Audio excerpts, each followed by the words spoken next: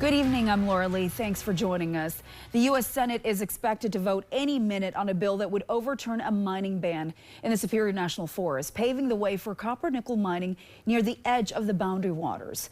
Ahead of the vote being closely watched by many Minnesotans, Northern News Now Sophia Lauber attended a mining conference in Duluth today to hear from those in the industry. Sophia, what's their outlook? Minnesota's mining industry is hopeful critical mineral projects like copper-nickel mining will move forward in the state.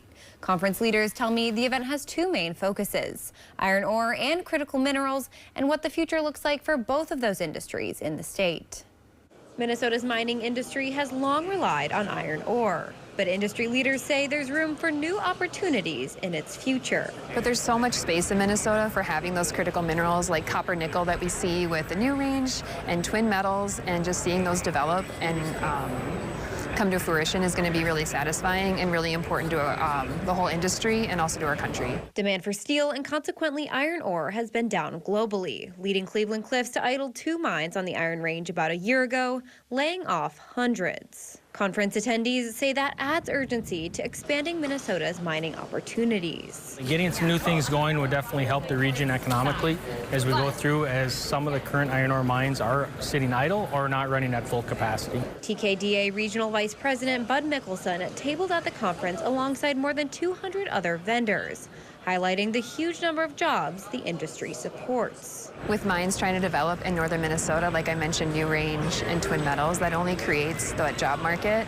and it creates really highly skilled positions for people, but it also creates positions on union side and on operations side, and so that's all really important. While proposed copper-nickel projects in the state have experienced setbacks, Mickelson says he believes there's progress ahead. New opportunities are important to keep this region thriving, and that's where I'm from, is the Minnesota Iron Range, and I want to see it successful for future generations to come.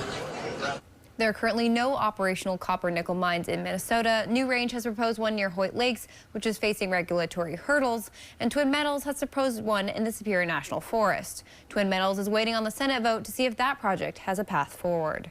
Live in studio, Sophia Lauber, Northern News Now. Sophia, thank you. Now, we are expecting that vote to come any minute.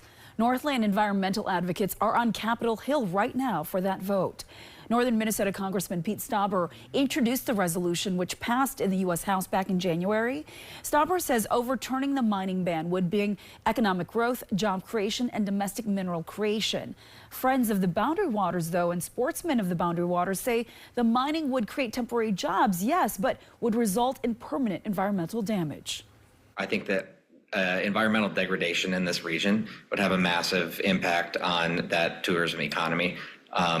The likelihood of people still being interested in recreating on water that they know is polluted, I think would be a massive deterrent. Ahead of tonight's vote, Congressman Stauber has just released a statement saying that the resolution will put an end to the back and forth uncertainty created by what he calls harmful political games. Stauber adds that repealing the ban will allow federal and state permitting processes to determine the outcome.